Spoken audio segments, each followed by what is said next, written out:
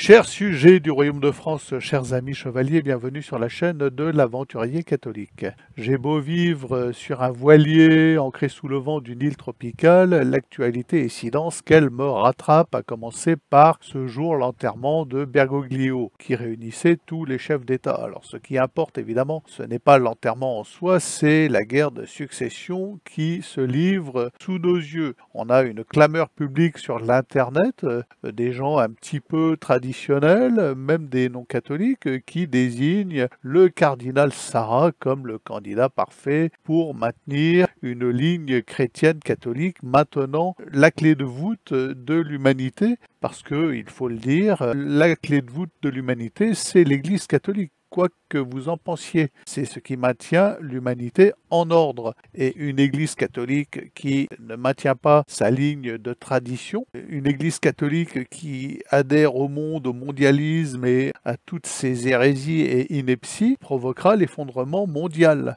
Et donc, même les gens de gauche, par exemple Pierre Cassin, nous désignent le cardinal Sarah comme son favori. Moi de même, et beaucoup de catholiques se disent que ça serait le moins pire pour maintenir l'humanité en ordre. Et la clameur des mondialistes, la clameur de l'internet gauchiste nous désigne plutôt le cardinal Tagle, qui serait le successeur désigné de Bergoglio, dont on nous dresse déjà un panégyrique. C'est le gars bien, le gars qu'il faut élire, qui plaira à tout le monde, le consensus en gros quoi. Le gars pas de vague. Tagle, pas de vague. Et donc, bien, nous allons assister à cette lutte d'influence. Je ne fais pas de pronostic.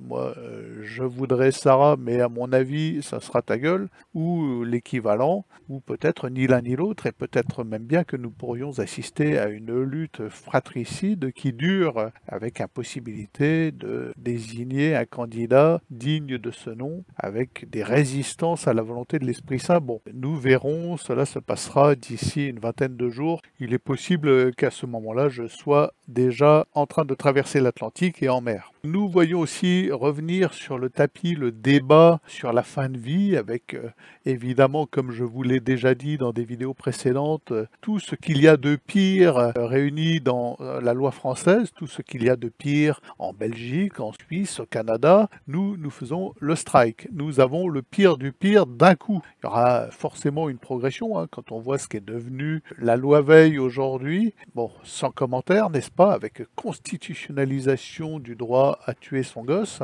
on peut se dire que nous arriverons très très rapidement, parce que cette loi, n'en doutez pas, sera votée, hein, la loi de la dignité à mourir, une loi totalement maçonnique et revendiquée par les francs-maçons, hein, comme toutes les lois sociétales et de mort qui ont été votées en France, hein, l'avortement, la contraception, le divorce et le mariage pour tous et l'euthanasie maintenant. Donc toutes ces lois sont des lois de la franc-maçonnerie qui dirigent cette république, comme nous le disait François Hollande. Hein. Il disait il n'y a pas de république sans franc-maçonnerie. C'est pas moi qui le dis, c'est pas du complotisme.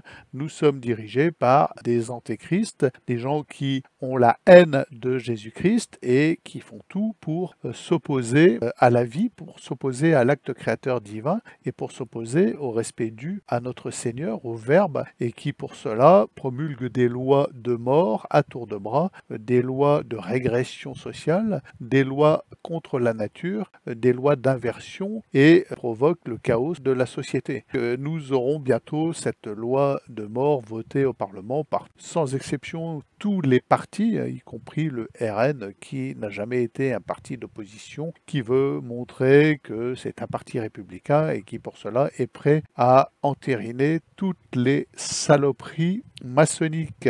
Donc ça c'est la deuxième info et on peut sans aucun problème prédire l'avenir à ce sujet. Le consentement éclairé du patient sur la picouse mortelle sera bientôt une anecdote, on n'y pensera plus, ça sera sur simple décision d'un thérapeute entre guillemets, n'est-ce pas, puisque ces gens ne seront plus là pour soigner mais pour mettre fin à notre souffrance en dehors de toute dignité spirituelle. C'est surtout ça le but. Le premier but étant évidemment financier, hein, des gens qui vont s'en mettre plein les fouilles en passant, c'est pas du tout pour le bien de l'humanité, hein. C'est une loi de mort de plus. Et donc notre civilisation va s'enfermer dans la mort terminale. Et ces jours sont comptés, ça, de toute évidence. Donc la troisième info, alors celle qui nous agresse les oreilles en ce moment, c'est le gamin entré dans son école catholique, n'est-ce pas, pour assassiner une jeune fille et frapper 3 autres personnes à coups de poignard. Immédiatement, on nous a désigné un méchant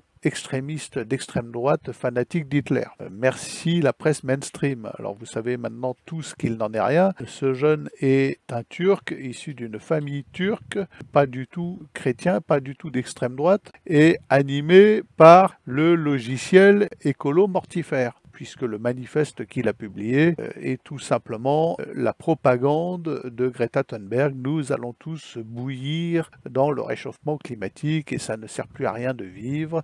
Et évidemment, nous attendons les démentis de la presse qui nous a dit c'est un petit blanc d'extrême droite fasciste et néo-nazi, alors qu'il s'agit d'un Turc de gauche animé par le logiciel de la gauche, et la gauche tue évidemment comme on le sait très bien. Voilà les infos du jour. Les infos des 3 derniers jours sont bien évidemment anxiogènes. Les amis, la seule façon de sortir de cette angoisse et de cette anxiété, la seule façon pour nos enfants de ne pas sombrer dans cette angoisse qui peut amener au désespoir, c'est d'accompagner nos contemporains vers Jésus, vers la véritable paix de notre Seigneur. Il n'y a pas d'autre alternative, vous le savez, nous le savons. C'est pour cela que je vous dis abonnez-vous à cette chaîne, à toutes les chaînes catholiques. Cliquez sur le pouce en partant et à demain peut-être.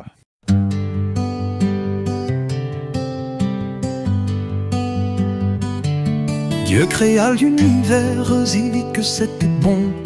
Puis il me nomma roi des terres inconnues. Alors j'aimais cueillir à l'arbre défendu, livrant libres où vent mes vaisseaux vagabonds. Ivre des archipels, j'abordais la ferveur qu'ils irradiaient dans les commencements du monde. Qu'importait au début que la terre fût ronde, car elle ne comptait ni l'espace ni l'heure. Je puisais les instants en de multiples lieux, et là je suis entré comme une créature, nul brise effleurant les plis de ma voilure, et mes vaisseaux brûlés, zen cierge merveilleux.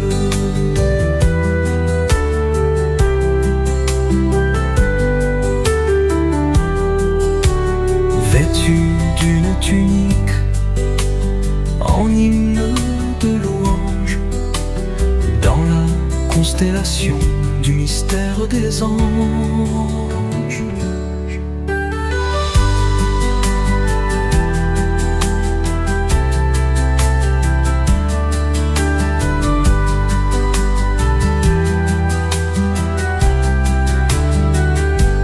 Dieu créa l'univers et vit que c'était bon. Puis il me nomma roi des terres à prix nus. Alors j'aimais cueillir à l'arbre défendu, livrant libres où vent mes vaisseaux vagabonds.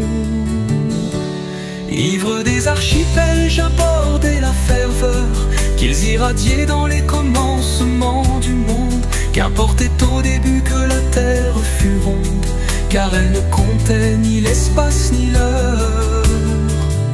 Je puisais les instants en de multiples lieux, et là je suis entré comme une créature, nul brise effleurant les plis de ma voilure, et mes vaisseaux brûlés, zen cierge merveilleux, vêtus d'une tunique en hymne de louange, dans la constellation du mystère des anges.